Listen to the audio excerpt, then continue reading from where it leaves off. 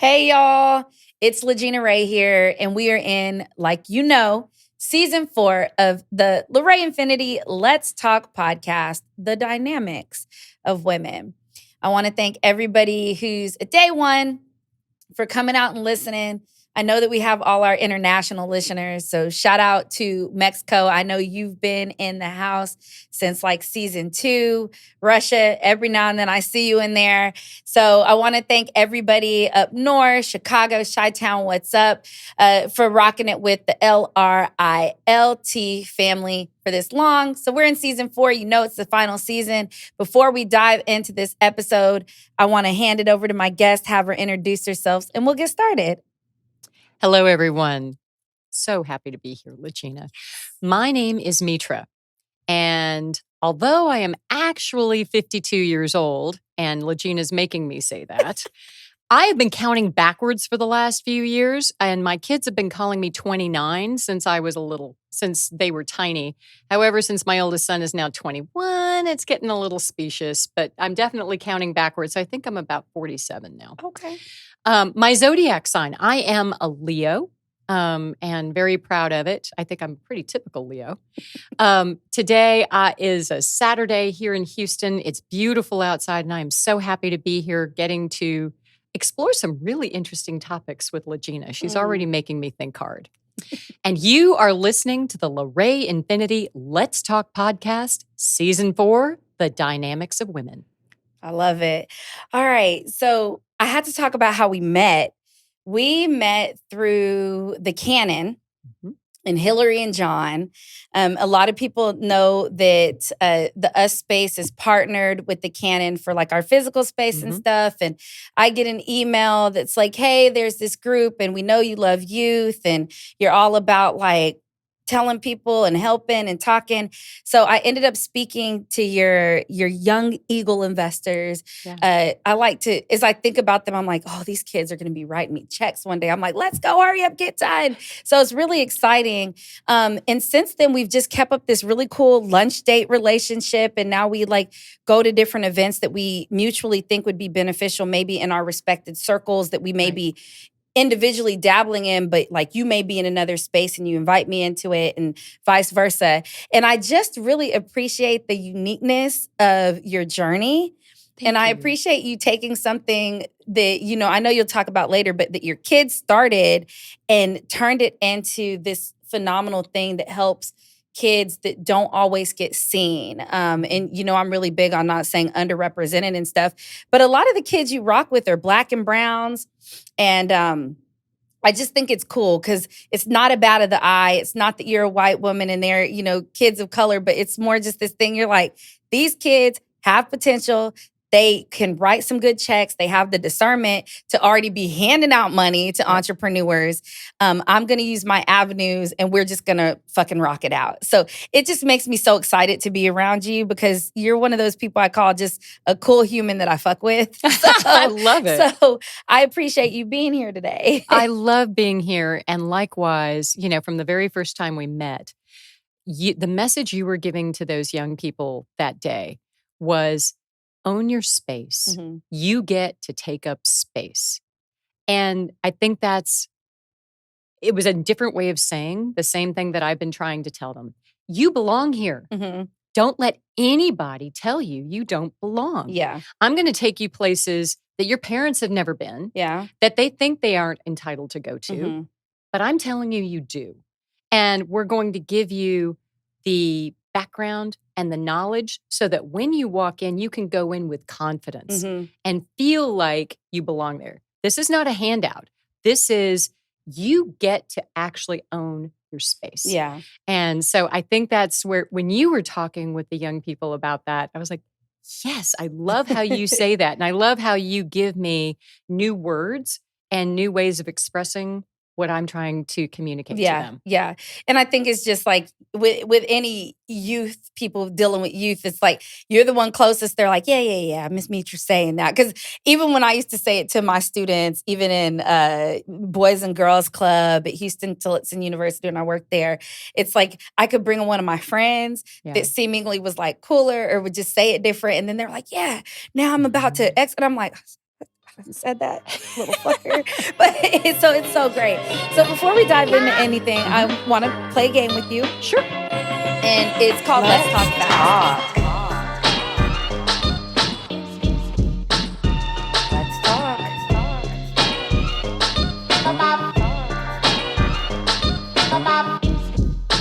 Let's talk. Let's talk. Hey, y'all. I just want to give you the heads up. There is definitely cursing, adult content, and there will be triggers in this episode as we look at and celebrate the journeys and the walks of women. So let's talk for real. Yeah. You know, this podcast is really focused on women in all walks of life, how we grow in life, how we navigate the world, how we impact the world we live in, and to often tell the untold story or the story that you weren't trained to tell versus the story you were trained to tell. Like nobody wakes up a CEO with a husband and 3 kids and the dog prior to having, a story. And it's always really interesting when you take time to sit down and talk to people, especially women, especially mothers, and even like women of color and like birth and death rates and all this stuff, all these really interesting things that come into play. And just to know the things that people have gone through that are beautiful on the outside and you're like, wow, on the inside. So that's what this podcast is focused on, is to really talk about the rise of women and the story not just being badges of shame, but those badges of shame, why aren't they honored? And to normalize more things that women go through so that there can be more research, so that there can be more understanding, so there can be more normalization. Like I always think of like, why aren't there quality pads and tampons offered in every bathroom for everybody? Like why isn't there just singular changing rooms for parents or guardians to change kids versus it being in a bathroom? Because some women are egg donors and they don't want to be mothers. So dads do have kids sometimes, right? Absolutely. By themselves. So all those kind of things. And as you know from our conversations, I go deep. So we'll just dive in. Sure. I want to know who you are, how you grew up. What were your family dynamics when you were younger? So where do you want me to start? Wherever you want. Okay. So I am originally from Corpus Christi. Okay. And my father is a Brazilian immigrant. My mother called herself a West Virginia hillbilly. So she was the first in her family to graduate from high school. She did not go to college. My dad came here as a teenager and had to lose his Brazilian accent, which he did. They met when he was basically a vagabond in the 1960s and was going through town. And my mom was the first woman on the radio in Corpus Christi. Really? Yeah. Okay. My mom was a true pioneer. Her dad, and he changed his mind later, but he told her that college was wasted on women. Because again, West Virginia. Yeah. And South Texas back in those days. And so she got a job as a DJ on the radio in Corpus Christi. First woman to do it. So DJ and like a radio personality. She became a radio personality. Okay, but she started as a DJ. First as just a plain old DJ Okay. and became a radio personality. And she hired my dad. He came through, he'd lost his accent. And he came through and applied for some sort of a job. And by that point, she'd been working for, the old guy who owned the radio station, super wealthy. She'd been working for a while. And I think she actually started off sort of as a secretary, who eventually got a shot on the radio. I mean, it was a very different time for women back then. What year? You said in the 60s? This would have been in the 60s. Okay. Yeah. So starting in the early 60s, I think she hired my dad when he came through and applied for a job. He had a great voice and he was very handsome. Had that whole Latin vibe, Yeah. and knew how to. Suave. Exactly. He had all of that going on. And in Corpus Christi at that time, that was really unusual. So So he's exotic. very, very. And she hired him. And eventually, and the facts are, I'm a little fuzzy on exactly how it went. My mom passed away a few years ago, but they ended up doing a radio show together where they interviewed all the famous people who would come through Corpus Christi. And back then, Corpus Christi was actually cool. Yeah, that's where Whataburger was founded. Whataburger was founded there. But actually, so some of the most famous oil men of the 50s and the 60s lived in Corpus Christi. Okay. It was a town of very wealthy people until the oil bust in the 80s. Then everything changed. They moved to Houston, et cetera. And now here we are. And now here we are. And Corpus Christi is still there. Yeah. And they do oil and gas, but it's not what it was back then. It was much more of a very up and coming, very prosperous place. Anyway, so they eventually had what was essentially the Good Morning Corpus Christi show on one of the local affiliates. And that's before they had me. That would have been in the late 60s. And anyway, so I grew up with a mom who was an entrepreneur and making her own way. My dad, like I said, he always struggled with the culture clash of growing up in a different space and understanding what it was to be in Texas. And that was very frustrating for him at times. So, but they were both trying to make it on their own. We lived on kind of the wrong end of town. Yeah. Very low income. And it was something that, you don't really realize when you're small that where you live is different from where the other kids go. So, right. And so we were in a rough neighborhood, rough schools. And so my parents put me in the little bitty private school attached to our church. So I was in private school, and I just knew that none of my friends lived in my neighborhood, and we would have to drive to go see all my friends. But I didn't realize I was growing up in an area that was where not all my friends wanted to go. Undesirable, right? Much less desirable. Yeah. And I mean, I feel like I have that conversation all the time when we're talking about those words, like I was saying earlier. I can't be underrepresented if like everywhere I am, I am the representation of the people I'm hanging around, right? And I'll go into different pockets or whatever, but when I think about that kind of stuff, is it low income if you're in that area and life is great and there's barbecues happening and it may look a little different, right?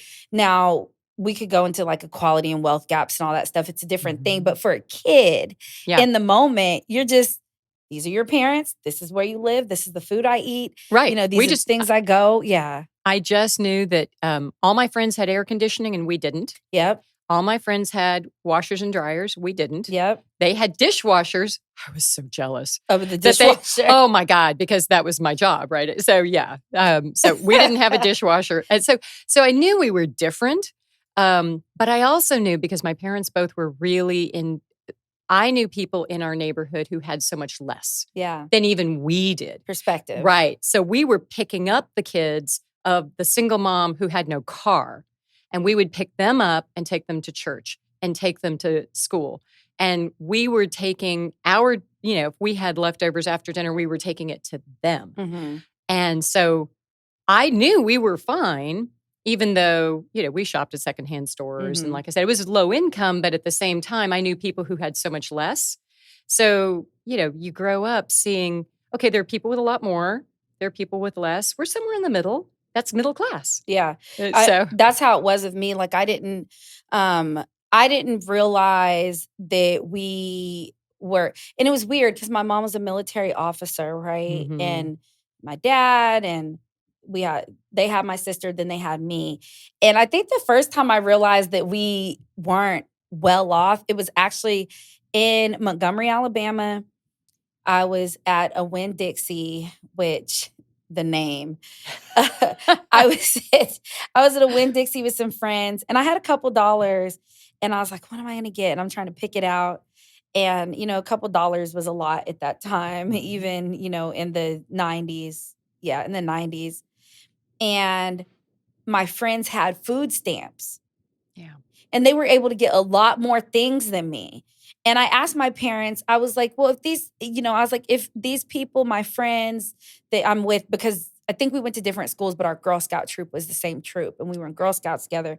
And I was like, and they live in these houses, but how do they have those shoes and are able to get that at the grocery store? And then that's how you just understand on a kid level, like economics and how things work and just different dynamics. And I I always I always laugh about the fact that a way my parents saved money was on like non-name brand stuff. So we had Flavor Aid instead of Kool-Aid. And that shit tastes different. I don't care what nobody Yes, it says. does. But I also feel super blessed that is like a child trauma for me, right? Like I'm laying on, which I don't have a therapist working on it, but those things. So it's interesting that you say that. So it was you and your mom and your dad. Well, and then there are 3 siblings behind me. Okay, you're the oldest. I'm the eldest Oh, of you 4. got all kinds of. Oh, yeah. Oh, yeah. So I had a working mom who was Uh-huh. very busy. My dad, like I said, he struggled. So basically, I helped raise the other 3. So when you're the eldest, my mom was working, and so I remember at 10 years old, she would hand me a shopping list and a blank check that she had signed and drop me off at the grocery store. She said, "I'm going to be back in 1 hour. Wow. Get the shopping done and meet me at the entrance, and I'll come and pick you up." And so I would go through the grocery store and I would do all the shopping and be back. And she would do that at the laundromat. She'd leave me all day at the laundromat to do all the laundry. Oh, wow. It was a 6-person family. And we did not like going to the laundromat, so we would wait weeks. So when we went, I was doing 20 loads of laundry in all the Wow. washing machines, and you spend the day on a Saturday. You take a book, because in those days we didn't have iPads. So we took a book. And if I got done early, I would go up to the front counter at the laundromat and say, "Can I use the phone and call my mom and tell her I'm ready to be picked up?" And this is like in the 70s. Well, no, this is the 80s. The 80s. This is the 80s. Okay, this is the 80s in Corpus. Yes. Wow. Okay. Yes. And I'm just thinking like now, like you could not do that to save your life with the child, Oh, right? my word. Are you kidding? Yeah. No, I was a kid. My mom would send me up to the neighborhood store. She'd say, Right. "Go to the liquor store and go buy me some cigarettes." And I would walk in and Bonnie would say, "Here's your cigarettes." Yep. And I'd take them home. Yeah, but I'd walk to the store. Yeah. Pick up the cigarettes, walk home.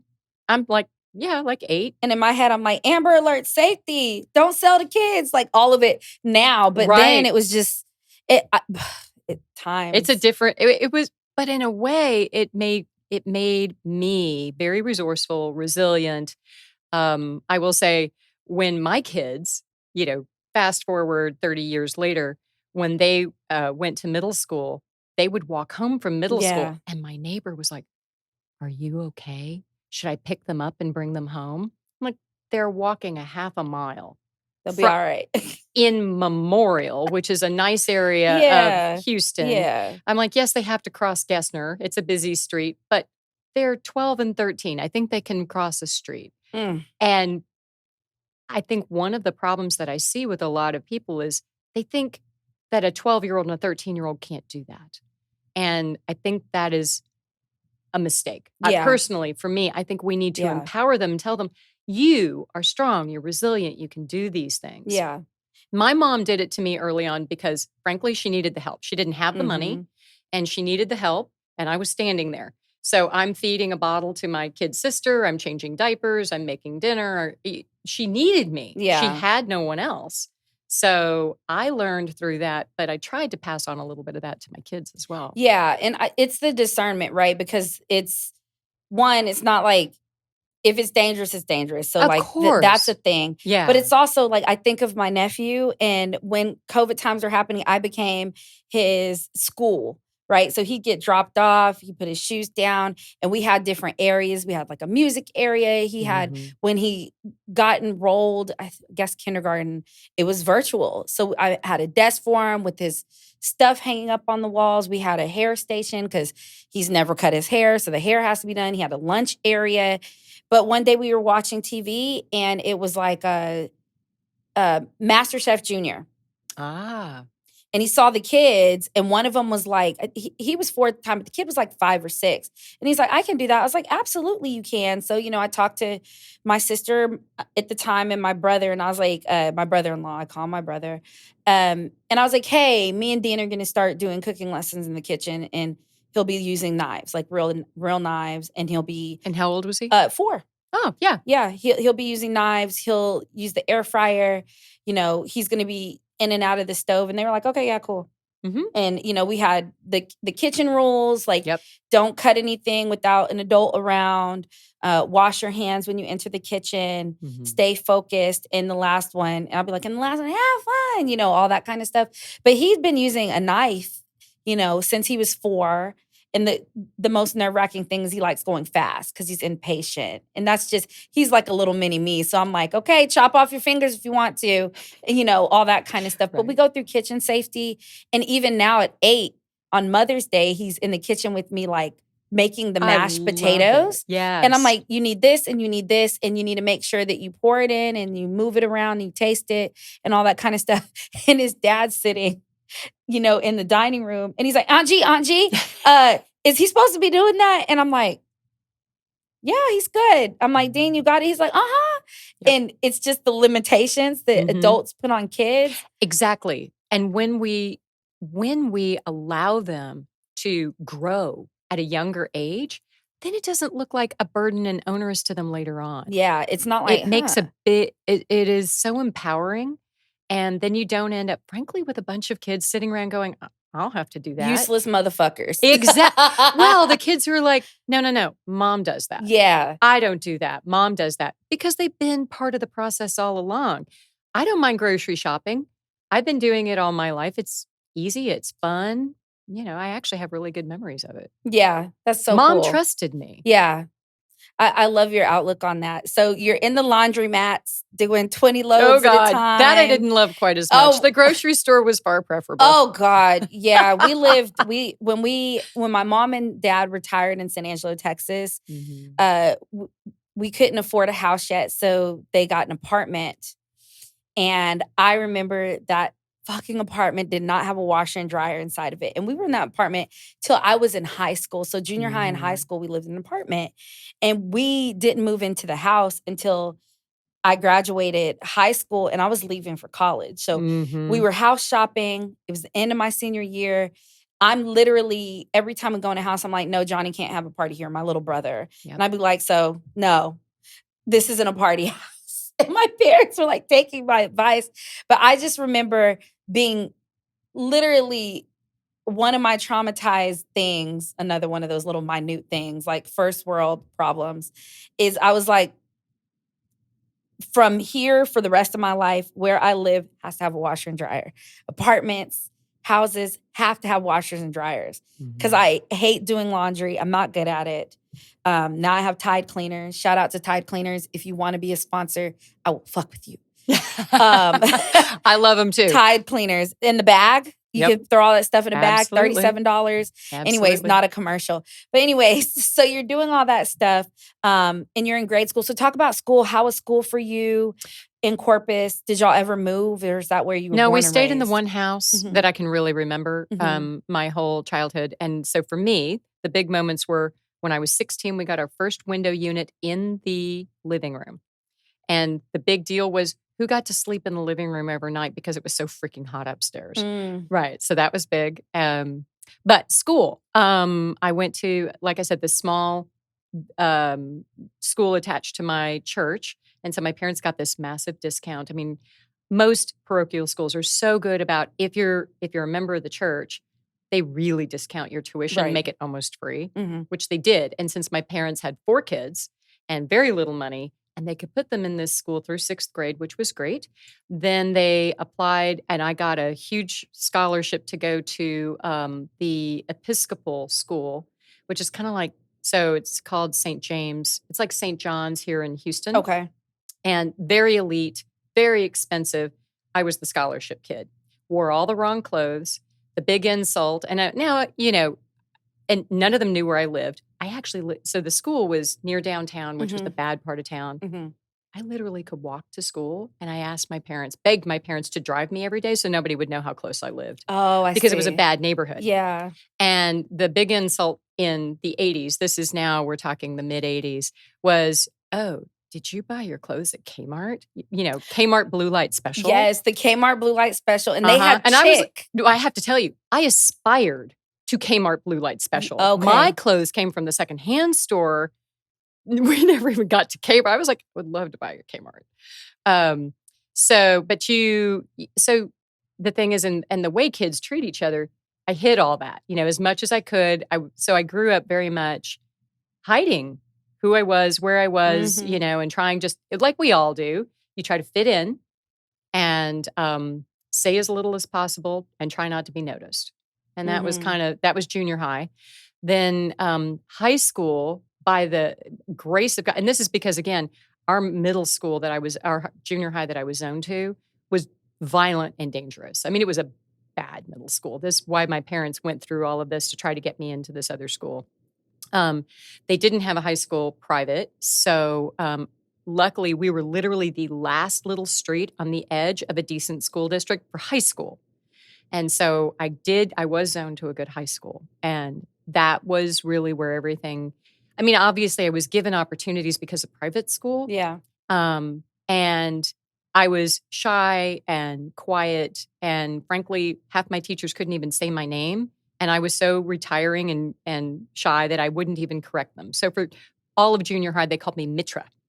And you never said anything. The last day of school when I left. You were like, my name's Mitra, bitch. No, I just, and truly, and that's when the math teacher looked at me. She's like, how come you never told me? I was like, and that's when I realized I needed to start owning it. And people who know me now, right, you go on a journey throughout life. And if somebody mispronounces someone else's name, I'm the person who speaks up. I'm like, no, her name is. That's how I am. Yes. And if you're not, you're disrespecting her if you're not actually pronouncing her name correctly. Learn how she wants. And so when people are like, oh, you can call me this, that, or the other, I'm like, what do you want me to call you? That's how I am too. I'll be like, people are like, my name is, even something as simple as Santiago, right? Yeah. And they're like, but people call me Santi. I'm like, no, I'll call you Santiago because it's not my fault that, it's not your fault that people's ears aren't adjusting to. Well, let's pause because I have to ask you about your name because when I met you, it was like, we're just on email at first. And I'm like, Mitra. I was like, okay, I can't wait to meet this Black woman. And because that's a name that I've never heard that you're Black, right? They sometimes, right? Somebody was setting me up on a blind date once. Oh, I love it. And I heard him on the phone. He's a white guy, right? Yeah. And he's setting me up with a friend of his who's like this investment banker in New York. And I'm hearing the phone call. Hey, dude, I want you to come and we're going to go out. Yeah, I'm going to set you up with this great girl. Yeah, her name's Mitra. Pause. Yes, she's white. Yes. I went, shit. Yeah. I was like, okay, all right. I finished it out. But yeah. Well, this is the thing, especially in Black culture, kids my age, so I'm assuming the parents, kids my age parents. I know several Black people around my age that were named Brittany's and Jessica's and Tom's and stuff because Black names on resumes limit your resume intake. The names limit things. And just like you were saying with the nicknames, like I've even said, hey, my name's LaGina. Oh, okay, Gina. And I'm like, wait, you don't even know how to freaking spell my name and you're already like reducing it to something that your tongue feels comfortable with.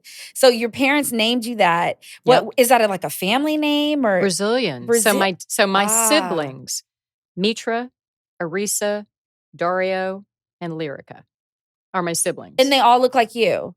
No, I'm the palest. Okay. So my parents both had dark hair and dark eyes. Okay. I'm when you do genes and in chromosomes in high school. And if they both have a recessive somewhere. Yeah, I'm the recessive one. I'm the recessive. Yeah, if you looked at my sister is, she has olive skin, dark eyes, almost as dark as yours. Okay. And dark hair. Interesting. Yeah. So there's, and then the other two are kind of a blend in the middle. I love this because it's perspective and narrative, right? Yes. Like, I think some of this plays into like I know it does, plays into who you are now, but the perspective of people, and they just look at you. They look at you and think they know who you are. And you're exactly. And Right. I think you're also hyper aware of the fact of the rooms that you're in, and people say or let you in the rooms because of the look. And then Very also much. the assumptions that people have of you. Absolutely. That is so cool. Because when I met you, I was like, oh, this is a white woman. And then I was like, one day I'm going to ask her about her name. And the first time it really peeped me, opposite of just like people I know that are Black. And, you know, we openly talk about like the names and where they stop you in the stop point of things, or people changing their names, or even surnames, immigrants changing their surnames. Absolutely. But I was checking an ID of this girl at a bar because it was like happy hour, so our bouncers weren't there yet. She gives me her ID, and it was like the something, and it was like LaGina, but it was like the Shamika or something. It was very, very ethnic. And I say ethnic, people of color, Black, whatever you want to call it. And I was like, this ain't your damn name. I said, give me your real ID. And she was like, that's me. And I was like, give me your credit card. Like, right. And she's like, and we just had this cool conversation. So it's interesting because it also plays in the narrative. At least once people see you, there's a different avenue that opens up. Yes. But yeah, that resume thing in the blind. And and you're right. I I don't know, of course, but you know, being a Mitra, I will say in the 80s in Corpus Christi, being a Mitra, oh yeah, people were brutal about, you know, what's that weird name? You know, and yeah, I have this Brazilian dad who's a bit eccentric. The weird name, we live in the wrong neighborhood. It was, you're right. It was, that's super interesting. Well, it's not what people expect when they look at me now, because obviously I'm doing different things. My life has evolved. But that, I think, gets back to why am I passionate about things like Eagle Investors? Those are the kids I grew up with. I was that kid. Yeah. I was the kid who literally, so my parents never really made much money. Yeah. Ever. They never did. Yeah. And I got exposed. So I got lucky. So high school, so back to what you were asking about school, I had a couple of really good teachers. And it turns out I was a good test taker. And so I did really well on standardized tests. But I went to high school, I didn't know what a GPA was. I found out halfway through high school when a friend of mine said, oh, I got my GPA in my class rank. And I was like, what's that? I'm literally halfway through high school. And I didn't know, I knew I was supposed to get good grades, right? But I didn't know I was supposed to care about all of that. I secretly believe if I had actually known and paid attention from day one, I would have been the valedictorian. But when I found out, I was down at like 40th in the class. By the time I graduated, I was 7th in the class. Okay, so you were serious about it. Well, once I found out, then I was like, okay, so there is a difference between a 93 and a 99, and I should be earning. But that's how I then got the opportunity. I was the scholarship kid at Rice University. And actually, the lady, I don't know if you might even know her. Do you know Kathy Clack? That name sounds familiar. So she's the head of DEI at Rice University. Okay. When I applied there as for my freshman year, she interviewed me. And I was this scared little kid from South Texas, but I will never forget, she was my admission interview at Rice University. And God bless Kathy. She saw something in me and decided that I should get to go to Rice University. And because my parents had almost no money and they had 3 other kids at home, Rice gave me this massive scholarship and then a ton of loans. And so it was almost free for my parents. I took on the debt. That was fine. Of course. Yeah. Right. Yeah. But I got that amazing, so education definitely. And then by going to Rice, I got to see a world here in Houston that I didn't know existed. And I got to be around people. And that's, again, that then ties back to what I'm trying to share with other young people. It's like, I got that opportunity. I got really freaking lucky. Yeah. And it changed everything for me. And yes, there's your own effort and hard work and your hustle and everything else that goes into it. But but you also have to have the opportunity. I want you to know that you imprint on your Eagle investors because something you just said, you were like, well, of course, if I'd have known, I'd have been the valedictorian. It was very matter of fact, right? But it's swagged out. And I will tell that to the guy who yes, was. Yes, yeah, we're still friends. Part. I'm like, dude, I was better in math than he was. See, but that kind of stuff. And at the Rice University like awards, and I call it the check night. It was checks. Yes. And the Eagle investors, the what was the business? The company that they picked? Zamo. So Zamo's sitting the table behind us. Oh, great. And they're like, and they start screaming. Yeah. And what's her name again? Ariana. Yes. So Ariana, one of my star students, but definitely one of my stars. Yeah, and she's one of the older ones. Like yes, she is. She's blossomed. Yeah. She's at Prairie View, A&M. Shout out to the HBCUs out there, Stillman College, Tuscaloosa, Alabama, all y'all, Graham fam. Mm-hmm. But she goes, "You're welcome." And I was like, and she goes, "Sorry." I go, "No, take up your space." Amen. Yeah. But I love it. I love it. Like, yep. I was like, "Motherfucker, that's great." Like, uh-huh. And so it reminded me of that. So I love that because I'm like, you're directly... that whole persona it rubs off on people you work with. So you go to college at Rice. Mm-hmm. How was that experience for you? Because you're talking about this whole time, you're in different spaces than maybe people assume you be in growing up. Yes. Well, again, my mom didn't go to college. Right. Your mom didn't go to college. A child of an immigrant. You're the oldest, all these things. Mm-hmm. So you come over to Houston, Texas. Yes. So a few things. First of all, there are very few Black people in Corpus Christi. And believe it or not, everybody I knew in Corpus Christi who was Black was rich. Much wealthier than I was. like one of my friends from middle school, the junior high that I went to, her dad was an obstetrician in town and she lived in Country Club. And it was just so funny how it's like total role reversal, right?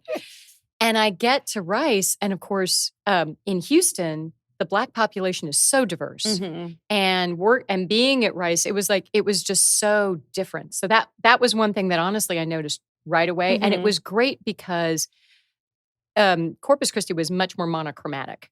We had a lot of Hispanics. Mm-hmm. Like I said, a couple of Black rich people that I knew. And there were low-income Black people. I didn't happen to know them. But anyway, and then the white people, of course. And so coming to Rice, I loved the diversity, first of all. That was so evident from the very beginning. And it's just that it's a smorgasbord of opportunity. What are you going to do? So I got there and I was literally the happiest person you've ever seen because first of all, I was living in air conditioning. We already established that was crucial. So yeah, the dorms were air conditioned and all the things that you could do. So I joined like 12 clubs and tried to do all of them at the same time. Doing all of it. Absolutely. And I made friends. I mean, we were still in an era, now we're talking, the very late 80s, early 90s. And, I had many friends who were gay.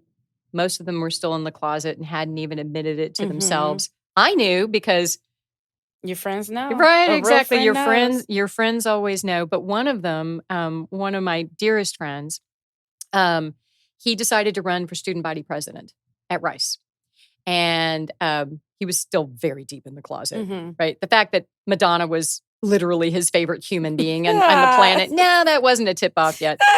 But anyway, he said, we need a treasurer on the student body council. So would you like to run for treasurer? I was like, oh, hadn't thought about that. Okay. And so I did, and I accidentally won. And then he said, and you can be president after me. So I became student body president. At Rice? At Rice. Oh, wow. Okay. Yeah, no, I went from being the little girl who wouldn't correct somebody on her name, and I got to Rice, and it was like everything. When I say it changed my life, it changed my life. Wow. I am very, very grateful to Rice University. And I think for anyone, if they're willing to be open to the opportunities around them, you don't know what's going to change you. But and being student body president at a place like Rice. That's power amazing. In so many ways. It was true. It changed so much. Yeah. I always talk about, because, my master's degree is in higher ed, student affairs, and I worked in academic affairs. But, the college I was at the time, Houston-Tillotson University, sometimes I'd get pushback because I always think that every single person should try college. I don't think college is for everybody. Agreed. And I was really big on my freshmen after that first semester. If they didn't want to be there or they didn't need to be there because they already had their $1 million idea, get the fuck out. Right. But the ones that were there and that was their path, I was telling them about the networking opportunities and the ideas, because I went to a community college first after trying to do a gap year, before it's called a gap year, when they were still trying to define what a millennial was. I was doing the millennial things that are now millennials. And I went to a community college first and then went over to the Stillman College. And I was a campus queen. And people are like, what? I was a campus queen. I was the softball captain. I did a sorority. I'm still part of it, because Black sororities are lifetimes. Yes. And I was also on the Pan-Hellenic Council as the secretary. I like all these things. I even got social probation.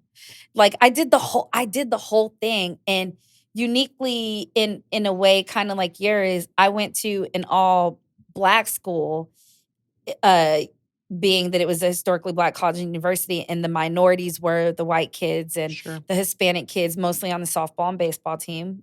And two of them I brought to the school, to the white girls. So I was like, come on, my pitcher, my catcher from high school, let's go. But I had the experience of different Black people from different socioeconomic standings and from different family dynamics and different parts of the country. Like one girl only country clubs and not understanding what this Southern oppression of Black people was and why are Black people like making themselves smaller to disappear. Like it was a whole thing.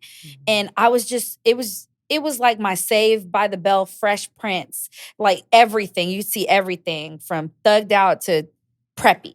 All in one space. And it was just such this discovery. And for me, my college and my college experiences also make me who I am. Even the social probation, I'll never forget it. But it was a moment where I realized I was not a kid anymore.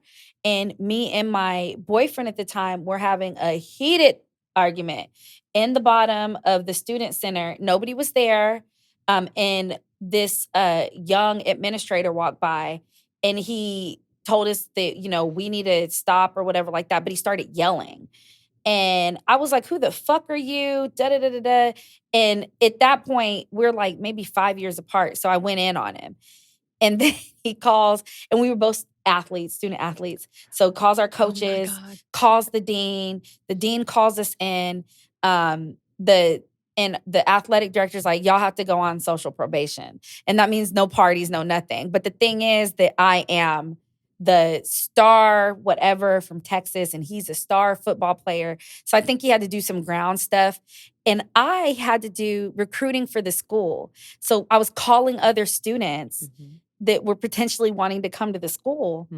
And ironically enough, fast forward to Austin and deciding to move into higher ed while I was getting my master's degree, earning my master's degree, I was in student recruitment. That's literally what I did. Got me my job at Houston-Tillotson University because I had already done the work. And I was like, oh, I know how to do this. So it's those kind of experiences that change your world. And it's also that idea of like, because I was just soul crushed. I hated getting in trouble. This motherfucker got me in trouble because we were arguing. I never want to talk.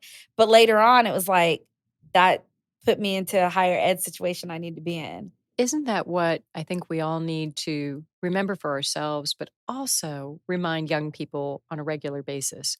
The thing that you think is the worst catastrophe of your life might actually be a way, after you recover from the trauma of it, it'll open a door to something else.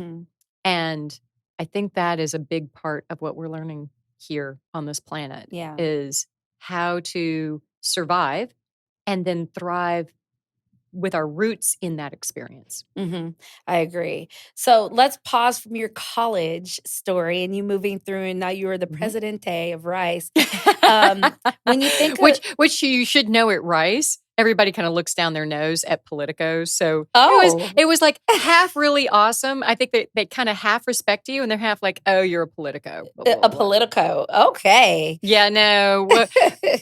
They're all too cool to do this. But I will tell you something. It was an awesome experience. I loved it. I love that. Yeah. Okay. So when you're thinking across, even from that point on, what is that aha moment, or one of those impactful moments that stood out in your life that has moved or shifted your life in some type of way? You mean other than Rice? Mm-hmm. Other than Rice.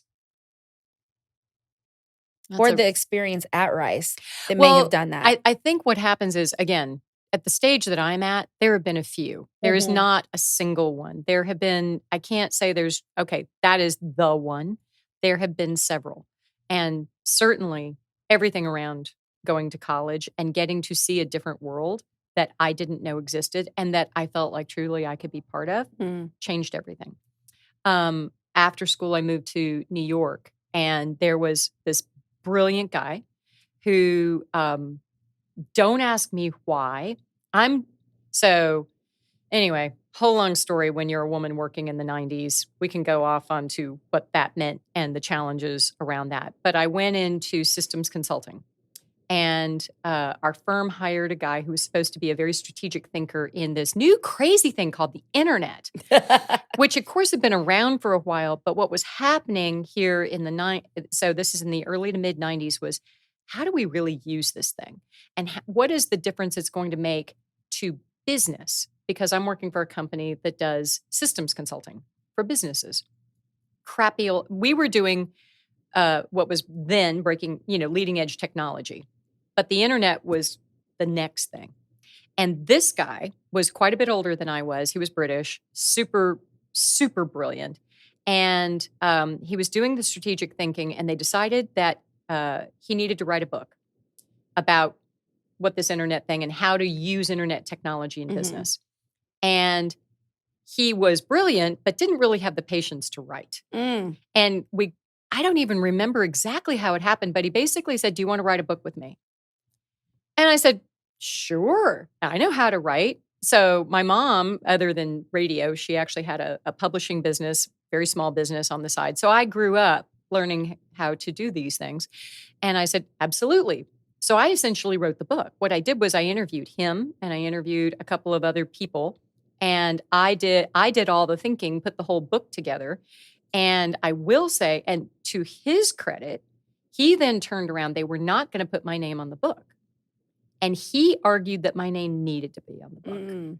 And so the other three people who, again, they were the people who had the experience and had the knowledge, the technical background, but did that much of the work. Their names were big, were up top, which was fine, but my name was on the book.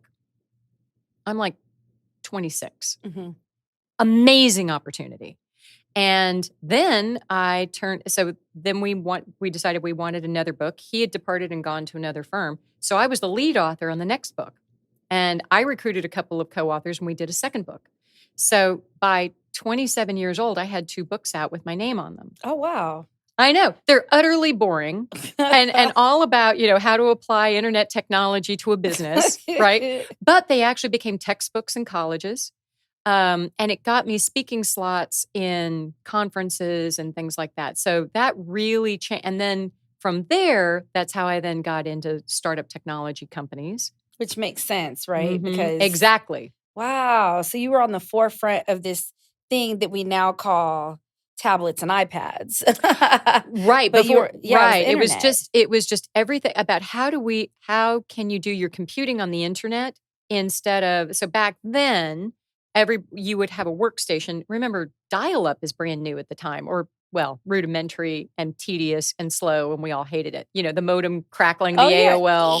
Exactly, all that. Yeah. But we knew everything was changing, and I got to meet and talk with brilliant people. I remember the first guy, one of the guys we worked with, said, and this is in circa 1997. Mhm. He said, one day, every single thing, including your refrigerator, will have an IP address. He was talking about IoT, Yeah. right? In 1997. Wow. The problem is when you are that far ahead of everybody else, you can't bring them with you, and it's very hard to monetize it. And so I think one of the things that I've learned in my professional career is how can you see the future and dial it back to where everybody else is right now? So, but anyway, I would say that was Wow. another very pivotal opportunity. If that gentleman hadn't given me an opportunity to become a co-author on a book and fought for me, to his huge credit, because there are not a lot of guys who were fighting for women back then, Mhm. right? We would do the work. We weren't always being recognized. I was very lucky to be in a firm where most of the men, I won't say all, but most were fantastic. Yeah. Because I think we were a business that was all about change and empowerment using technology. The It brain was was already there. exactly. Yeah. You can do that for women. You can do that for minorities. You can do that for all the people who haven't historically been there. Mhm. And it doesn't change. I mean, they could see this makes sense. It makes us better. It makes us stronger. Yeah. And that our diversity is what actually, I mean, again, that book never would have been written if they Yeah. hadn't found me, let alone the second book. Yeah. So, and by working together as a team, I got smarter, they got better. It's a win-win-win-win for everybody. Mhm. But that was very pivotal and certainly changed how I thought about who I could be. Mhm. So, obviously everything else had been kind of helping me build up my own identity. But now I'm speaking literally at national conferences, some of the biggest conferences in the country, about the internet and About what it is. 27, 28. Exactly. And all Wow. of a sudden, I'm the expert. Yeah. So you mentioned Terrifying. Terrified. You mentioned really briefly about the 90s and being a woman in your Yeah. industry. Yeah. What does that look like? Because, off camera, previous, and even in another episode, one of the guests, Franca, she's UX Spaces, and she talks about her and her age and her era, women just didn't talk about it, even if it wasn't recognized. So what does that look like for you in the 90s in your industry, I guess mostly your all male firm? Mm-hmm. How are you navigating? What does that thriving look like to you? Work harder. Mm. I worked. So the fear that I didn't actually know what I was doing, and the fact that other people thought I didn't know what I was doing, I would spend most of my weekends in the office because, of course, remember, we didn't have laptops and we didn't take work home.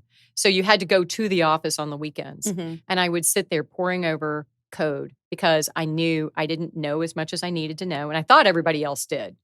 And so I worked really hard to get better.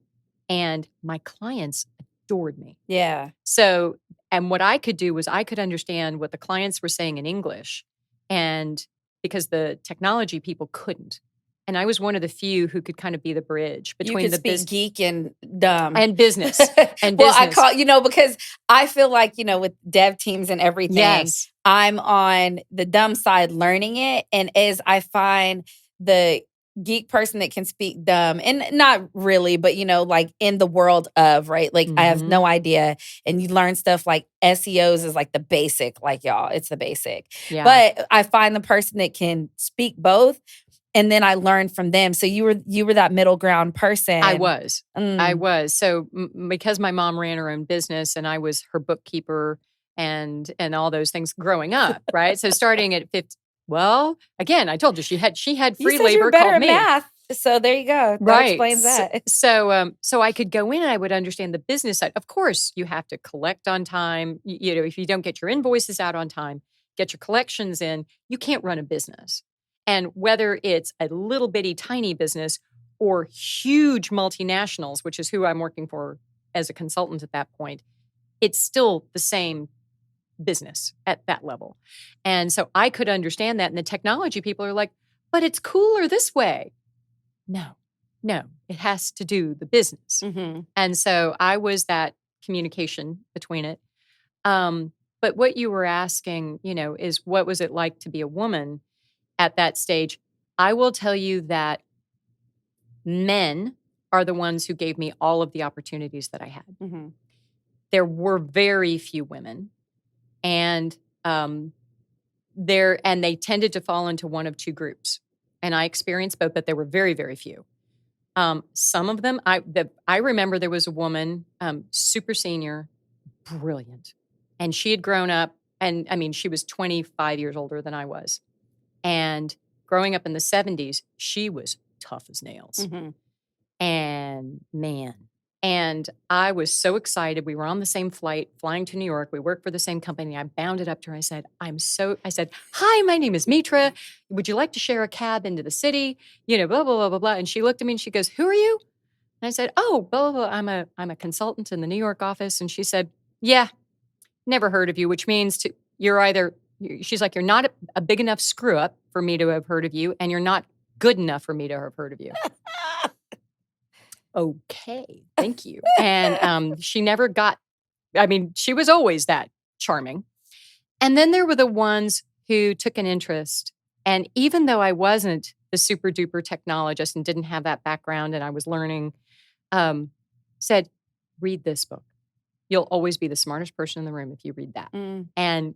And to this day, I still have a wonderful friendship with another woman of essentially that era who said, and again, tough as she drove a tank in the Israeli army. She's that tough, and who also took an interest in me and gave me the support and the encouragement.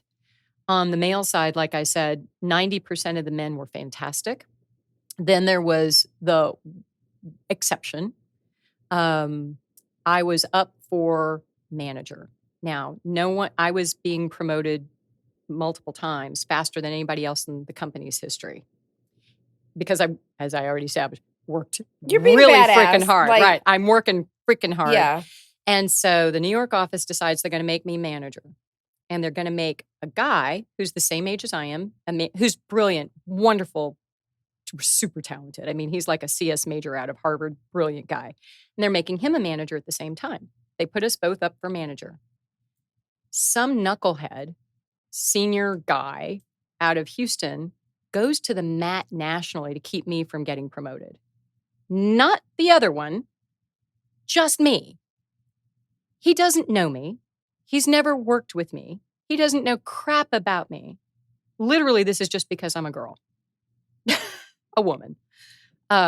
He doesn't. But in his eye, it's a girl. Exactly. I'm speaking for for him. Coming up here. Exactly. Right. There was literally no other reason. He knew nothing about me. He Uh-huh. did not argue over the guy being promoted. Just me. And we had been hired at the same time, exact same age, graduated the same year from college, both had the same reviews. That was that. So that it wasn't, so that would happen. But 90% of the time it didn't. Mm-hmm. But then there were those times when and I will say that I was absolutely stunned. And again, it was other men who turned around and said, "Hell no, buzz off, we're doing this." And so it went through, but it was because I think one of the things that at least my experience has been, and I hope this is true for most people, is that 10% of people are jerks. Yeah. 90% are pretty great. And regardless of their gender, their color, their background, I find that 90% of the people I meet are amazing. And I can have great relationships. We can encourage each other and support each other. And if it hadn't been for so many of them who went out of their way to encourage me, I wouldn't be where I am. And it is my job to do the exact same thing for everybody who's coming behind me. And that's actually what I'm trying to communicate to my own kids, to the Eagle investors, and to everyone else. It's like, I'm helping you. And when somebody says thank you, I'm like, remember, It's your job to turn around and help the next person. Yeah, I feel like that too. Like, don't say thank you. Just make sure that you do the same thing for somebody else.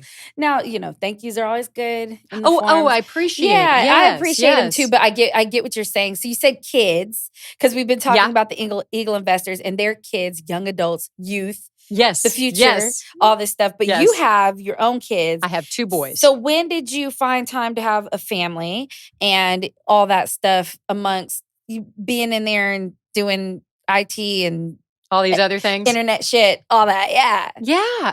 I just, like everybody else, accident. Like, hello, which is good. I was married, I'm waiting for my accident to happen. Yeah, well, I mean, we wanted kids. It was sort of but we were very open to, whenever it happens, it happens. When did you meet your husband?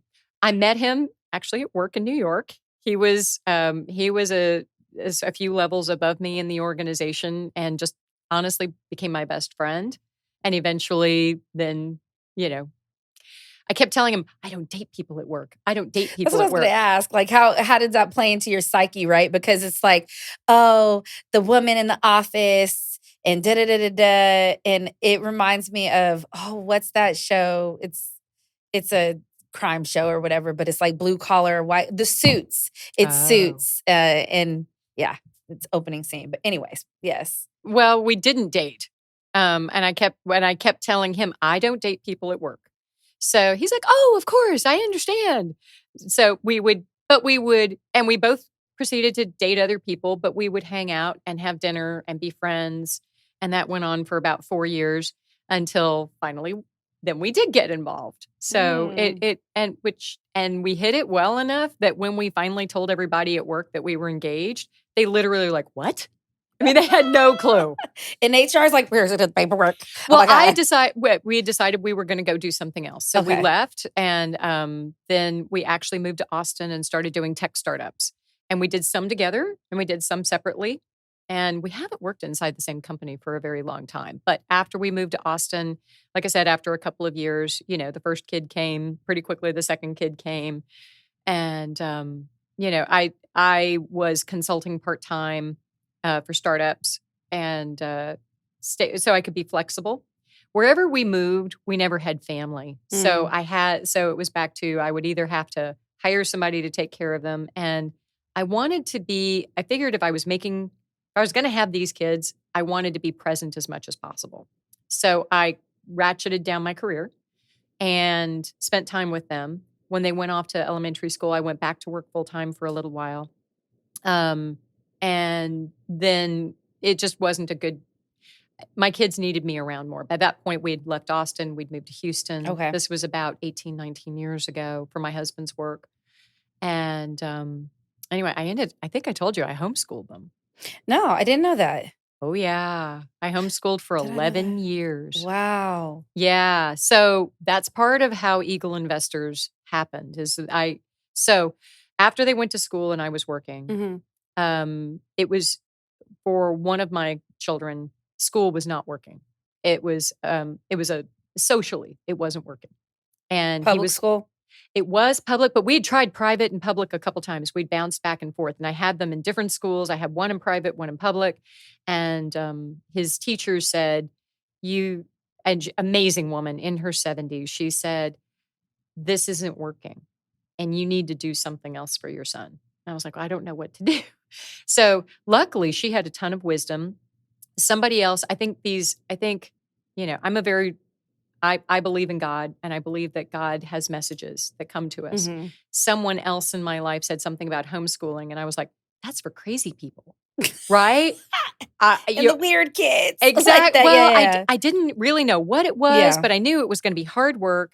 And everyone I knew at the time, and God bless them, I mean, they're good, very sincere people, but they're usually deeply, deeply, deeply religious and very insular inside their groups. Yeah. I didn't know secular homeschoolers. Well, there's a whole thing. And although I happen to be a person of faith, I wanted to raise my kids in a way where they were exposed to a more secular. Everybody. Yeah. Yes, very much. So I heard about homeschooling, mentioned it to the teacher, and she said, oh my God, if you could do that, she said, that would be amazing. I was like, okay. Wow. Why don't I give that a try? And we did a test run, and my son thrived. So then we brought the second one home, and I ended up homeschooling both of them for 11 years. They did a small stint back in middle school when, frankly, when you've got two boys and the hormones are raging, You let me wanted tell them you. out of your fucking face. Well, here's the problem. When those hormones start going, boys are physically attacking each other. Oh. Right? They just go at each other, and I'm throwing my body between them. Yeah. And I warned them for a while. I was like, if this keeps going, I said, we're not getting our work done. This isn't work. I don't feel like throwing my body between the two of you to break up fights anymore. If this doesn't end, I said, that school on the corner has to take you. And so it was like mid-January we had been homeschooling for like 4 or 5 years at this point. And middle of, so one's in 6th grade, the other's in the 7th grade. I put them in the back of the car. I'm like, you're going. And they were like, what? Yep, you are. And I dropped them off. And luckily, we were zoned to very good schools. Mhm. They actually had a wonderful experience. They both still have friends from that time. Yeah. And then, another long story, but they ended up coming back to homeschooling through high school and sent them off. But I worked part-time, very part-time as a consultant while they did that. But I became essentially a full-time homeschool parent. And it was when they were in high school. They were just starting off in high school. By this point, I've stayed engaged with the entrepreneurial community while I'm raising them. Mm-hmm. I would take them as homeschoolers. The great thing about homeschooling is you take them with you to experience life. And this is the thing that I don't love about regular school. Kids are stuck in desks all day long on a schedule instead of experiencing. Institutionalized. Well, and there's some of that is good, but they don't get to experience the real world. My kids, I would take them to accelerators and incubators and business plan competitions. And I could see how it was changing their entire outlook. Mm-hmm. My kids at 12 and 13, because they're homeschoolers and they were exposed to all of this, they could walk up confidently to someone like you or another entrepreneur and ask intelligent questions, Mm-hmm. all because of exposure. So when they were, like I said, as they were starting off high school, drawing upon watching them in that, seeing drawing on my own experience with startups and consulting. And through our church, we'd gotten connected to this amazing organization that I introduced you to, the Mm-hmm. Positive Black Male Association. Yes. And I absolutely adore the founder and his wife. So Dr. Rob and his wife, Kim, amazing people who do phenomenal work with low-income students, mostly from the third ward, but also exactly, truly doing God's work. Mm-hmm. And we met them, and frankly, just trading ideas, and it was like, wait a minute, what if we glue all of this together? And the young people from PBMA get to have the kind of experience that my boys have, not just showing up at the Rice Business Plan competition, but learning the lingo and learning some core business skills. So when they get there, they feel like, yeah, this is my place. Yeah. I can be here. And so that's how Eagle Investors was born. It was literally gluing together all of these things and I think that's what life is. Right. And your sons helped start it, right? Or they absolutely. started it? Yeah. Well, I made it. What I did with this truly, I believe it was God, right? Yeah. Divine inspiration. I'm driving down the highway, I was like, oh my God. And so I talked to the two of them about it. And I wanted them to have the experience of how do you start a business? And how do you get connected and plugged in? They knew Dr. Rob, they knew the PBMA, but I wanted them to truly engage with peers on the other side of town, right? Because my husband and I have worked hard. He doesn't come from money either. And the two of us have worked our butts off, and saved a lot of money, but we lived in Memorial. We lived in a place of extraordinary privilege. Right. And that has its pros and cons. And my kids were there and most of the kids that they thought they were the poorest kids they knew because they lived in a 1-story house. I'm like, oh my God, you know nothing, You're like, right? oh my God. Yeah. Right. I've shown them where I grew up. Yeah. I'm like, well, that's different. But by being able to connect with people who, as you so rightly use the phrase, under-resourced, the people who are in schools where they don't get the access to opportunities. They're lucky if some teachers take an interest in them and don't just take their confidence away by being like, you'll Yes, never. exactly. Yeah. To grow up in a neighborhood where they're literally hearing gunshots. Yeah. I mean, it's a different world. And having and so they got to experience starting the business, but then going into the schools and the community centers in these other places and meeting these young people on their turf. Mm-hmm. Right? We're not shipping them out to Memorial.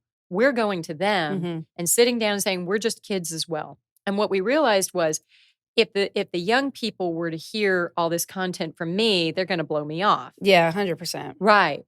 At least my boys were the same exact age. They were 14 and 15 years old. And they knew this content because they'd been immersed in it for years. They could sit down, I could design the curriculum, but they could deliver it and connect at their level, right? I'm just a kid like you. And they all got to know each other and trust each other. And what I think all of them learned was just like you and I know, when you get to know people as people, all of a sudden the rest of it falls away, right?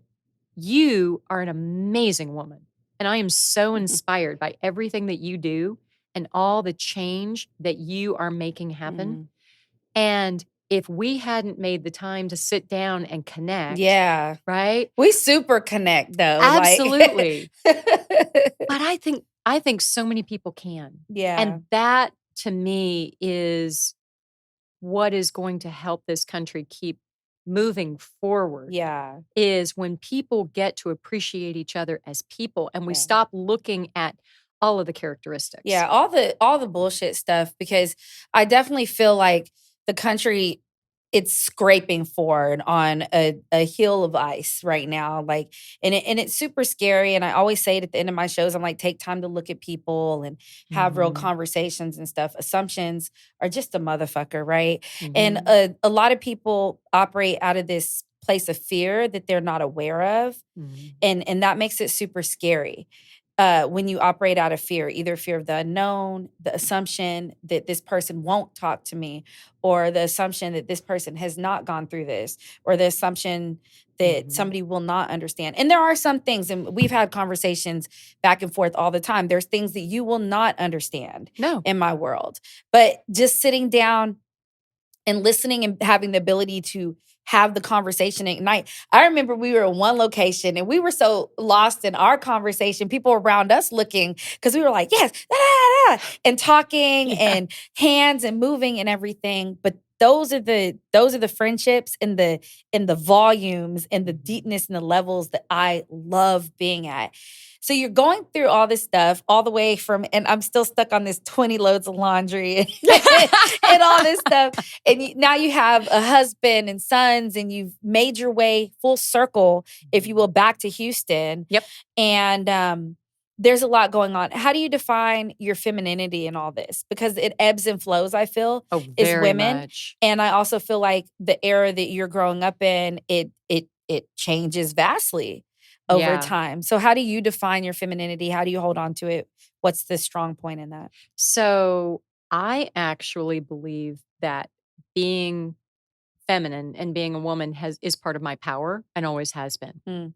So being in IT and in high tech, it's actually good to get noticed for being something different. Honestly, I'm not just another guy in the room.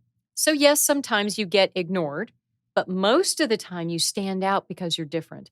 And so really, like I said, it started at Rice where I realized, and to borrow your phrase, I could take up space. Mm-hmm. And I no longer tried to melt into the background. I stepped forward. I mean, you can't be president of the student body and not be And willing to not step being- right. yeah. At that point, I really got and I think my whole journey has been learning to step forward confidently and realize that if you do, you can connect with other people. I think one of my major takeaways, and I'm going to come back to what you're saying, but one of my major takeaways has been that most people in the room are terrified. Almost everybody's shy. Almost everybody has deep insecurity. No matter what they look like and where they come from and what their privilege is, they are insecure. And if you're doing them a massive favor, if you walk up to them first and say, "Hi, tell me something about you." I did this with a lady a couple of weeks ago, and she actually blinked at me and said, "Oh." And she was floored because I just said, "Hi, my name's Mitra. Tell me something about you." And so, but getting back to what you said about femininity, I think that I love the fact that it gives me a different perspective, a more informed perspective, that it gives me an empathy um, that I have used throughout my life. Certainly now being a wife and a mother and a daughter and a sister, um, it makes me a better at almost everything I do. And so, how to hold on to my femininity, I think, was the actual question. Yeah. Um, I love, honestly, I embrace the fact that I'm a girl. I like looking good. I like doing my hair. I like putting on my makeup. It changes. I will say that, every decade there are new challenges to how to own it. Yeah. But but I love owning it. Mhm. And I think that that's really important that whatever stage you are at, that you get to feel good about you. Mhm. And that can be with makeup, no makeup. That can be casual clothes, that can be fancy clothes. It can be all of the above, none of the above. It's about being true to who you are and what you feel is important. And so for me, like I said, I like looking in the mirror and feeling like I yeah, I feel good. Yeah. Um, I call it my Issa Rae moments because Issa Rae will There be in you the mirror. go. She's like, baddest bitch ever.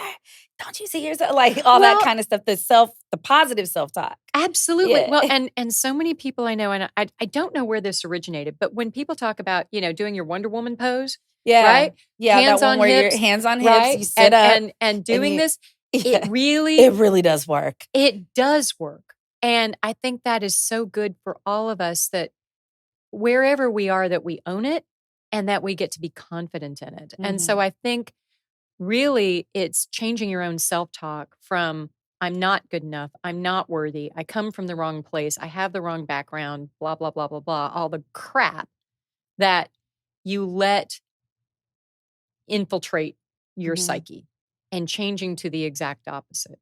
Mhm. And that's been a 35-year journey. Yeah, that cognitive reframing. Exactly. As you are journeying and figuring out these things and even laying out your life in your head, what are the untold pieces of your story or the things that you don't like to talk about or you've been trained not to talk about? Trained not to talk about. Yeah. Well, I will say we've already covered a few. Yeah. In general, we don't usually talk about the harder parts of the career journey. Yeah. The fact that sometimes women do sit at the table. And I mean, I've been there and I've said something that I knew was dead on right. Everybody ignores it. And 10 minutes later, a guy says the exact same thing and he's a freaking genius. Yeah. Right. But that is less common now than it used to be. The things that I don't talk about. So, like I said, I usually don't talk about my background and where I come from. Most people just assume they know something about me because they look at what I am Blonde hair, now. blue eyes. Yeah, An exactly. Right. investor, But Eagles, all that. Yeah. my brother got into drugs at a young age. And um, and to my knowledge, he's still into drugs. Mm-hmm. We haven't spoken in 15 years. He's Mm. broken ties with our entire family. My mom died, never seeing her son again. Um, so I don't like talking about that. That Yeah. hurts because we were very close. Yeah. Adored my brother. But I will tell you, one of the things, um, so he just got into pot originally. Mm-hmm. And then through college, he was just basically in a pot induced haze the entire time. I don't know if he got into other stuff or not, but I worry very much that people don't understand that pot isn't harmless, Mm-hmm. especially for young men. The correlation between young men using pot and schizophrenia is Mm. actually, there's a pretty tight correlation that they've known about for 50 years. And I think that's what happened to my brother. I think that's where he is.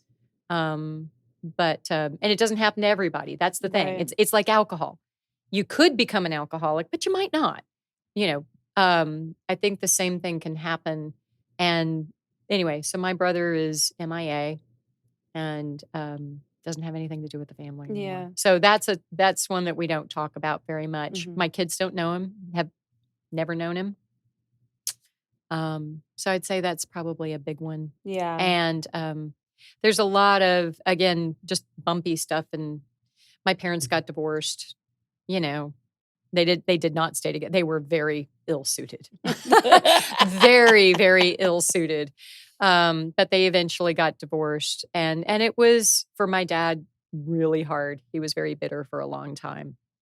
My mom luckily got remarried to somebody who absolutely adored her, and they were very, very happy together. So I was happy to see that. Yeah. But so I think the family dynamics that usually don't come up, but change how you see the world. So I hope that answers your question. Yeah. I mean, thank you for sharing. But I not even a but yes, you change how you see the world. Even on my radio show, I talk about like the two large losses in my world came older, right? Like I jokingly say, but it's so serious. I didn't have daddy issues until I was like 32. You look at me, you'd assume, oh, she probably doesn't have a dad because I'm black, right? Or something simple. But when we're going with general assumptions or something, or she may have dad, but I didn't have him until I was 32 and my dad passed. And I was like, well, shit, this is a little different type of daddy issue. Cause I'm like, well, he's not going to get to see that marriage. And I'm like, I never really wanted to walk down the aisle, but now I want to walk down the aisle. Now that I don't have a dad, I want somebody to give me away, but he can't give me away because I'm not property. Like the feminist that he raised me to be, because it's interesting because my dad is my primary care provider. Yeah. And so he raised 3 feminists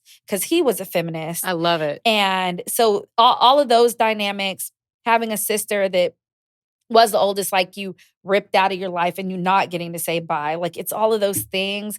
And on my platform, I've been sure to make the uncomfortable conversations not normalized to where it's like, but normalized so that other people can be like, yeah, that happened to me too.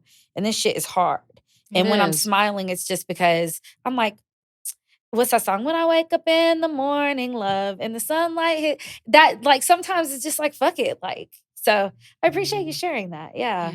That's that real shit. So we're talking, about love of family, whether it sticks or not, because, you have your choice family and them blood relatives. Amen. I ask this every season, but would you rather be like crazy rich, and not rich in the heart, but like I'm talking money, Mitra, like money, crazy rich, however you define it, or would you rather be deeply, deeply in love? Unquestionably in love. Why? Because I've seen that crazy rich is usually toxic. Ooh. So again, with access through Rice, you know what Young Life is, right? No. Okay, so Young Life it's a high school program in a lot of high schools. It's supposed to be a Christian program introducing young people to Christ. And in the school that I grew up in, it was where all the cool kids hung out. So frankly, they could get out of the house and go party afterwards. I was not a cool kid in high school. I was the least cool person in all of high school. Terrified of everything. I was literally the dream kid for a parent because I did nothing wrong, ever. I went to Young Life once or twice, but that's where all the cool rich kids would go. Mm-hmm. So again, trying to figure out who I am and what I am after I graduated from college, I volunteered for Young Life. And I got assigned to St. John's here in Houston, which for those of you who are not from Houston is the rich kid school in Houston. It's also where very brilliant kids go, but it is by rich. It is scary rich. I mean, we're talking, big time. Big time. Yachts. Yeah, right. Like, the CEOs of major Fortune 500 companies, their kids go to St. John's. Some of those kids never have met a public school kid until like after college. Right. Well, there will be the 1 or 2 scholarship kids in the class, right? They meet them, but that's it. And so I got assigned to St. John's. Okay. Again, so now I've been at Rice, so I know enough about how to kind of coast by, but I'm mentoring the junior girls. And I would do Bible study with them once a week, go over to St. John's and do Bible study over lunch. And let me tell you something, these girls, the crap their parents were putting them through, the messy divorces. Literally, one girl told me, still gives me goosebumps, this poor girl, her parents were having her spy on each other, right? Spy on the other parent, Now, this girl is gorgeous, looks like she's got everything in the world. And the parents were using her as a pawn between the two of them. She meant nothing to them except the information she could bring from the other parent. Now, these people had stupid amounts of money. It was all about what happened to that painting. Literally, that's what they're asking their kid, right? Who's going through her parents' messy divorce. And I saw that crap. And I was like, money can be just as toxic as anything else, as any other drug, frankly. Real love is what makes the world go round. Love is everything. You need food, you need shelter, right? Maslow's hierarchy. But after that, as long as you've got those, if you've got love, you've got everything. If you've got, now I will say, I think it's good to have some of both, right? And that's the goal, right? And I want everybody, and I truly believe in the abundance mentality. I believe everybody can be rich. The cornucopia effect. Absolutely. Yeah. I mean, I think that we can continue. I mean, the whole idea of entrepreneurship is you can continue to create and grow, create jobs, create opportunities. So I don't think it's an either or, but if I had to pick, there is no question in my mind what it would be. And although I think being rich is good, I think being scary rich could be very, very dangerous. And most of the rich families I know, their kids are super screwed up. Sadly, it's very, very hard to be that rich and not end up. And I will tell you what, once you're a parent, obviously I just told you about some exceptions, but most people, it's all about your kids. Yeah. And I think they would happily trade in their billions to have healthy, well-adjusted kids in a heartbeat. Yeah. Yeah, because I know some rich parents that see their kids slipping from the result of all of the privilege. Yes. So I mean, you can see it from both ways for sure. So when you think about yourself as an individual and a human, and it's a two-part question because it's like the dynamics of women, right? What is the thing that you really, really like about yourself? Like you're like we talk about that self-talk and the Wonder Woman pose. And then on the verse side, what is a thing that you're learning how to enjoy, embrace, appreciate about yourself that maybe somebody else sees that you're still like, okay, I mean, I guess that works. Let me start liking it. So what do you like most about yourself right now? I think the fact that I'm really passionate, and that I truly care. And I follow through on most of what I say I'm going to do. I mean, I don't just talk the talk. I get out there and I hustle. Yeah, you do the shit for sure. Right. I think I'm really proud of that. I think, there are a lot of people who have the platitudes and I'm not judging. I think they don't know how to follow through. And I am following through. And so that makes me, I think I'm really proud of myself for that. Yeah. The things that I'm still working on, honestly, self-love. So, as I mentioned, I am a Christian, and Jesus gave us 2 commandments. And the first is to love the Lord your God with all your heart, with all your soul, with all your mind. And the second is like unto it, that thou shalt love thy neighbor as thyself. Loving others has always been easy. It's easy to look, and for me, it's always been easy to love other people. The person I didn't love was me. And I realized that I wasn't understanding that commandment that Jesus is saying we're supposed to love ourselves. And there are a lot of times where I haven't liked myself, where I am down on myself. I do. I judge myself still too much. I think as women, to really get to the heart of your point, we think we're supposed to be so much to so many. And it is hard.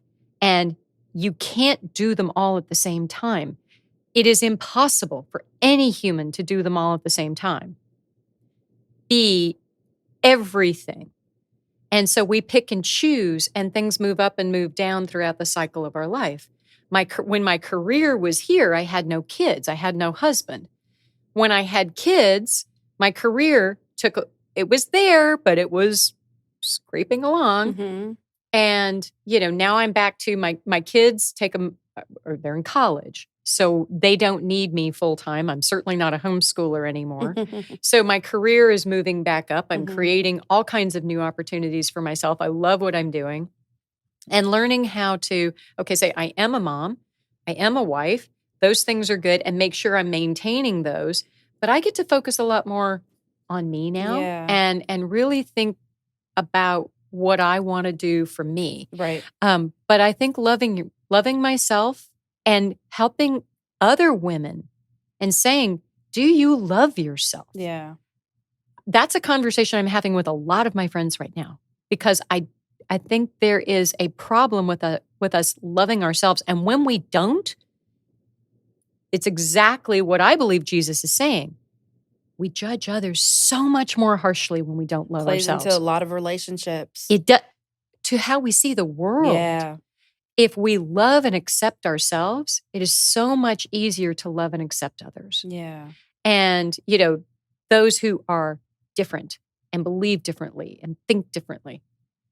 So that's really what I'm focused on right now, is give myself a break. Try not to beat myself quite so much. I'm still doing it. Yeah. It's a journey. Yeah. I don't know, like, when you finally get to the point where you figured it out, is that when you die? I don't know.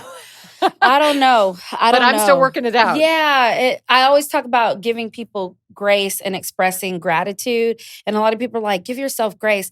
I don't think that we need to give ourselves grace, because I think there's this level of excellence that we naturally, or it's inherent, or it's natural, or it's learned, that we're like, no, I'm going to stay up 24 hours and I'm going to get all this shit done. But on the hindsight, I talk about being kind to yourself. I think that Absolutely is something that I don't think it's necessary when giving grace and gratitude to always be kind in the moment to people. Sometimes you just need to rip a Band-Aid off. And sometimes you can tell the truth. Absolutely. But kindness to yourself is like something that is very, very challenging. Even for me, like sometimes I'm like, okay, LaGina, pull back. Be kind to yourself. It's cool. Just sit on it. Like, it's okay.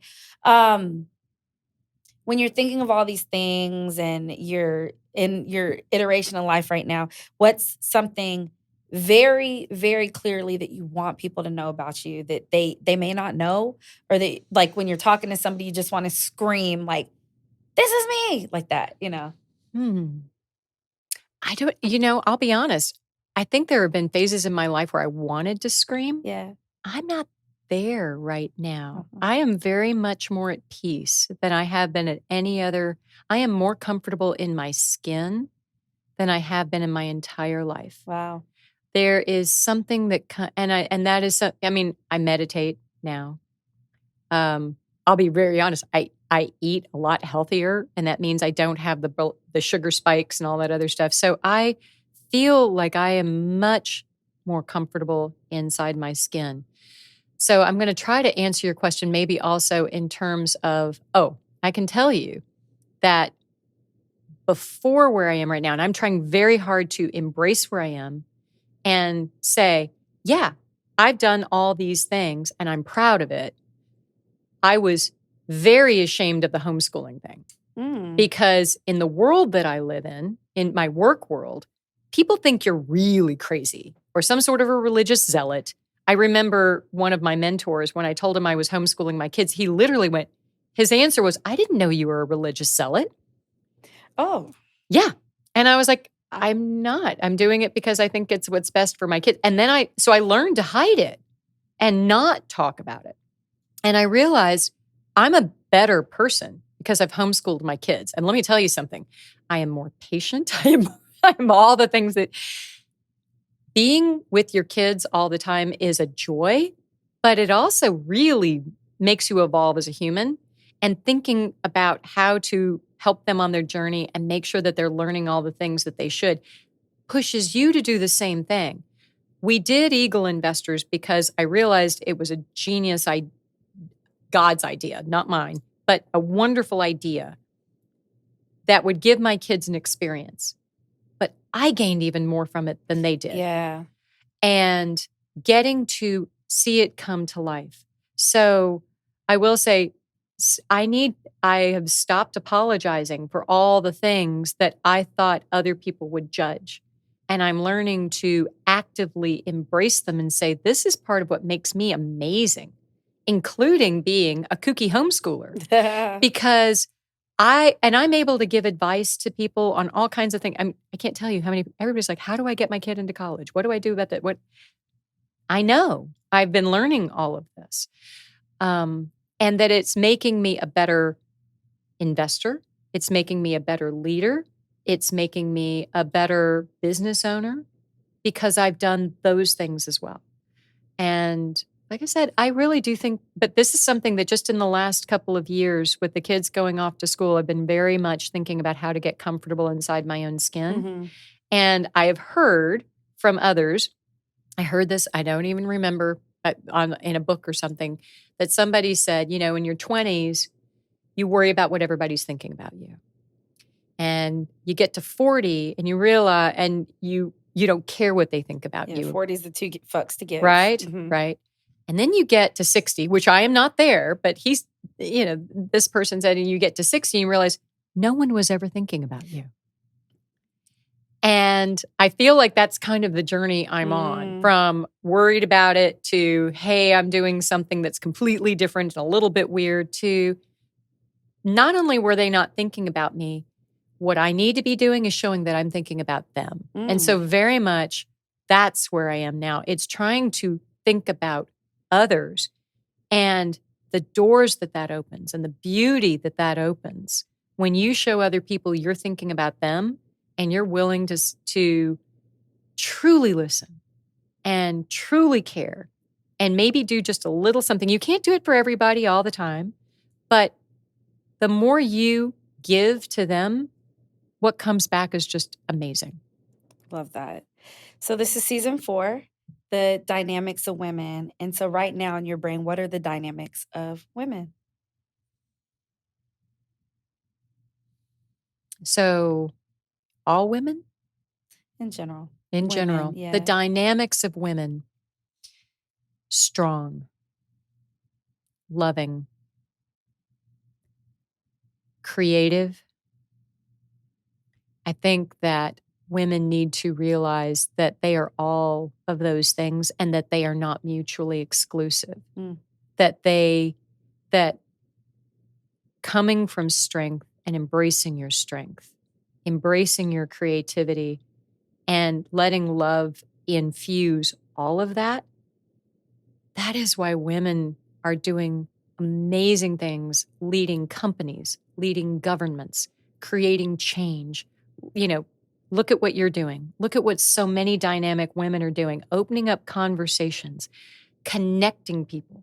We are doing things that men, God bless them, they've done a lot of good, and they continue to do. They continue to achieve in outstanding and areas. They're the destroyers of the earth. Just saying, they're that too. I will say I'm kind of the both and person. Yeah, I am as well. Like I'll go both ways in it because some of my best friends. But we need each other, right? It is. Without both, we are the balance to what they have created it's to the make yin it and the yang. Yes, to make it better. Yeah. And so to me, that is our dynamic. Yes. The dynamic of women is that I am so optimistic about the future and the role that women are playing to make it beautiful. All right, y'all.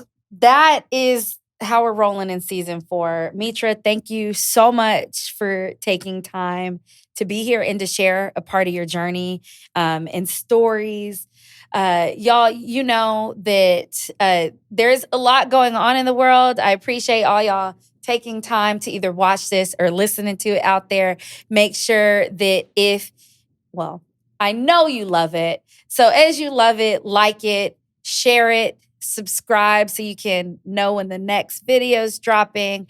Help me spread these stories and these journeys of all these women through 4 seasons. And as you know, as you're growing, as you're figuring out who you're going to be in the world, how you're going to navigate, how you're going to show up for yourself, how you are going to leave real impact and make change in one person for the ripple effect in life. Make sure that you always tell your own story, be your own brand, live your truth, and stand in your moment.